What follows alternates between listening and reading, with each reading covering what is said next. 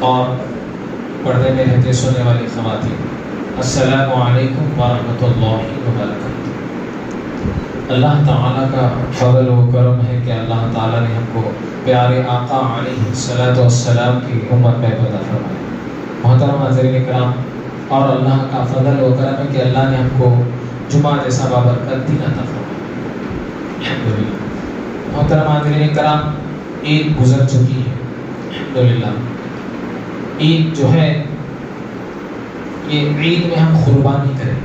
ہمارا جو اسلامی مہینہ ہے، اسلامی مہینہ محرم اب جو آنے والا ہے، محرم کا مہینہ جو ہے یہ بھی قربانیوں کا مہینہ ہے، جی قربانیوں کا مہینہ ہے۔ تو امام حسین علیہ السلام اپنی آل کو جو ہے اللہ کی راہ میں قربان کر دے، اور جو اب ذی الحج کا مہینہ چل رہا ہے یہ بھی قربانی کا، تو لہذا جو ہے ہمارا تمام جو ہے سال، مطلب سال شروع ہو رہا قربانی سے اور ختم بھی ہو رہا قربانی سے، تو لہذا جو ہے فلسفہ قربانی آپ سنیں، قربانی کی فضائل سنیں، فضیلت سنیں قربانی کی۔ تو محترم حاضرین کرام، یہ درمیان میں جو واقعہ ہوا، اس میں 18 ذی الحج کو جو واقعہ ہوا، حضرت عثمان غنی رضی اللہ تعالیٰ کی شہادت۔ آج جو موضوع اور ٹاپک میں جو لے کر آیا ہوں، حضرت عثمان غنی رضی اللہ تعالیٰ کی شان، انشاءاللہ جو ہے احادیث کی روشنی میں جو ہے روشنی ڈالنے کی کوشش کریں گے۔ محترم حاضرین کرام، حضرت عثمان غنی رضی اللہ تعالیٰ کی شان سننے سے پہلے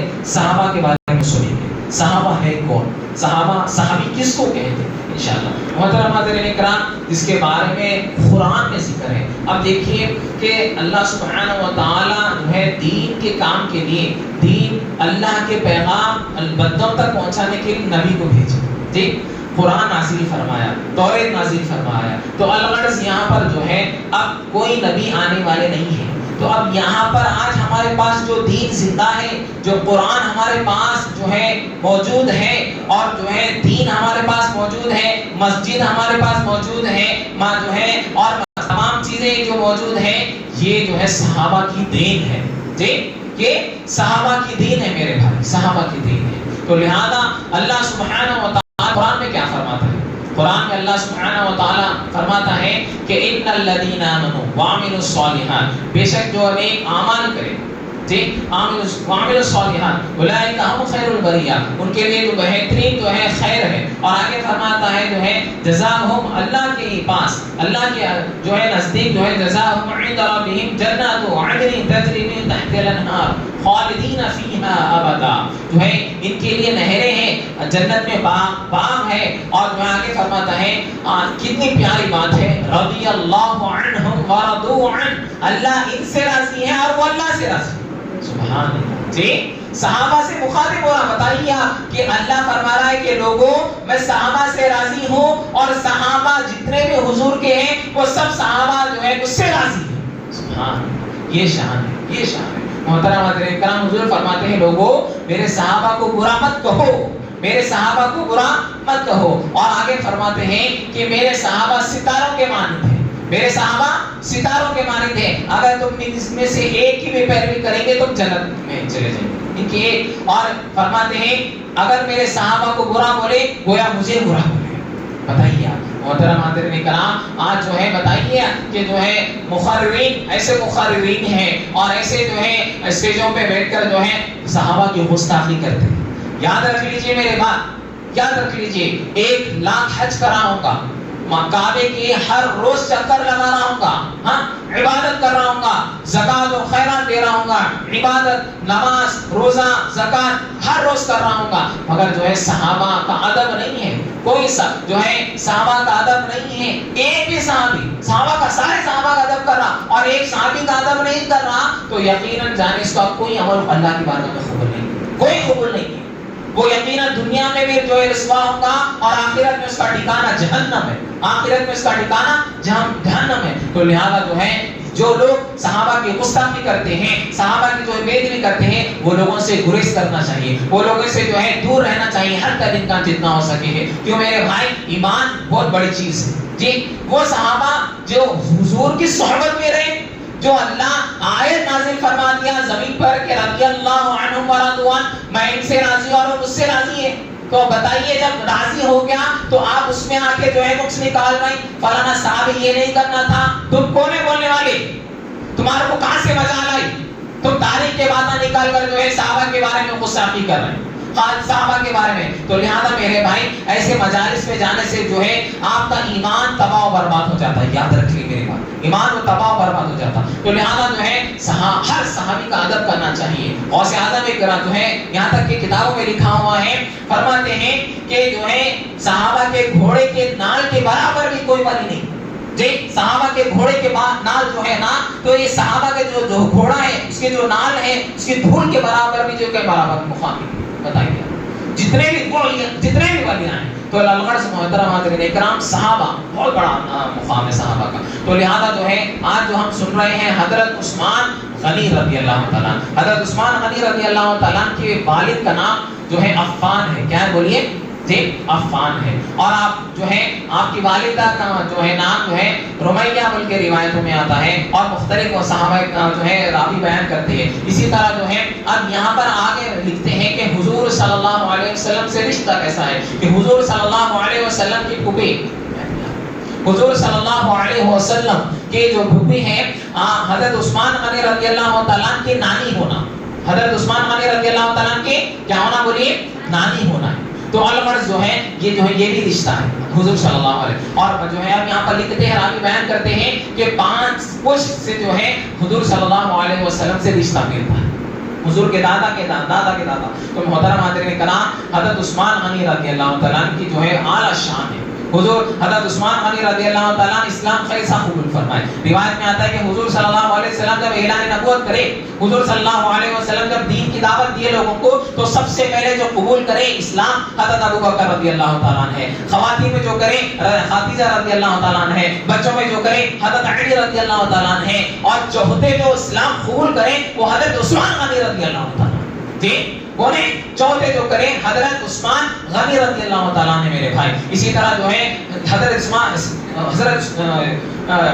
روایت میں آتا ہے عثمان غنی رضی اللہ تعالیٰ کے تعلق سے کہ عثمان غنی رضی اللہ تعالیٰ اسلام کیسا قبول کرے. حضرت ابو بکر بیان کرتے ہیں کہ ابو بکر رضی اللہ تعالیٰ جا کر جو ہے اسلام کی دعوت دے رہے. اب یہاں معاملہ یہ ہے کہ ابو بکر صدیق جب اسلام قبول کرے تو لوگوں کو جو ہے لے کر جا کر جو ہے حضور کی بارگاہ میں پیش کرتے ہیں. جو لوگ حضور کی بارگاہ میں اسلام قبول کرتے ہیں. اب یہاں پر حضرت عثمان غنی رضی اللہ تعالیٰ کے پاس آئے، اب دین کی دعوت دے رہے تھے. تو حضرت عثمان غنی فرماتے ہیں کہ اب حضرت ابو بکر بتا رہے تھے، اللہ کے بارے میں بتا رہے تھے، نبی کے بارے میں بتا رہے تھے، حضور وہاں سے آئے، حضور آ رہے آرام چل رہے تھے، حضور آ رہی ہیں. تو حضرت حضور فرمائے وہاں سے دوڑتے ہوئے حضور جب آ رہی ہیں تو فرمائے کہ عثمان اسلام قبول کر. اللہ یہ الفاظ نکلے. محدثین فرماتے ہیں اللہ کو مان لے عثمان، اللہ وحدہ لا شریک کو مطلب قبول کر لے. تو یہ نکلنا ہی تھا. تو حضرت عثمان فرماتے ہیں یہ الفاظ میرے دل پہ پڑے نبی کے.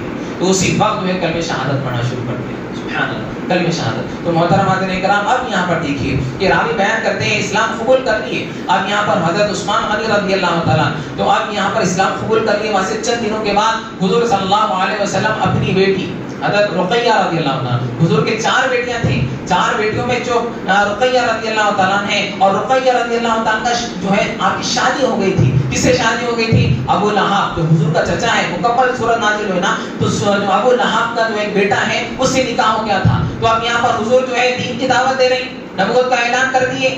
اب یہاں پر جو ہے اس کو جلن حسد سے جو ہے بیٹے کو طلاق دینے لگا دیا. اب رقیہ رضی اللہ تعالیٰ جو ہے اب یہاں طلاق ہو گیا. تو حضور صلی اللہ علیہ وسلم جو ہے حضرت رقیہ رضی اللہ تعالیٰ کی شادی حضرت عثمان غنی سے کرا دی.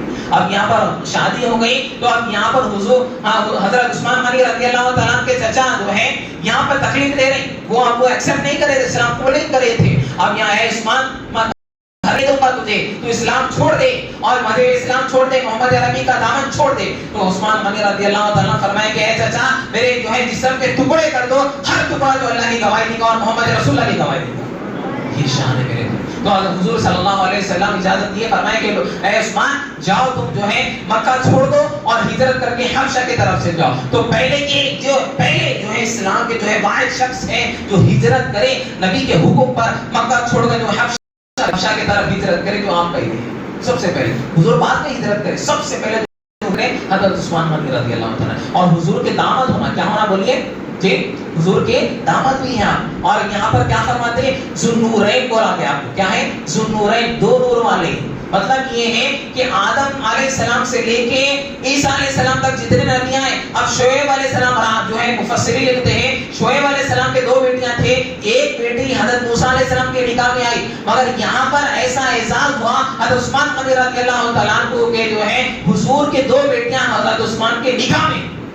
سبحان اللہ. اس لیے آپ کو ذوالنورین کہا جاتا ہے میرے بھائی. یہ شان ہے حضرت عثمان غنی رضی اللہ تعالیٰ عنہ کی. اب یہاں پر راوی بیان کرتے ہیں، محدث لکھتے ہیں، مولا علی راوی ہے، فرماتے ہیں کہ اب رقیہ رضی اللہ تعالیٰ کا انتقال ہو گیا. جی مکہ لوٹ گئے حضرت عثمان رضی اللہ تعالیٰ حبشہ گئے تھے، وہاں سے پھر مکہ آئے. وہاں اس کے بعد حضرت رقیہ رضی اللہ تعالیٰ کا انتقال ہوا. اس کے بعد حضرت ام کلثوم رضی اللہ تعالیٰ بھی نکاح میں آئے، آپ کا بھی انتقال ہو گیا. تو حضور فرماتے ہیں، مولا علی راوی بیان کرتے ہیں کہ حضور فرماتے ہیں اگر اللہ نے مجھے 40 بیٹیاں بھی دیتا تو ایک ایک کر کے عثمان کے نکاح میں دے دیتا.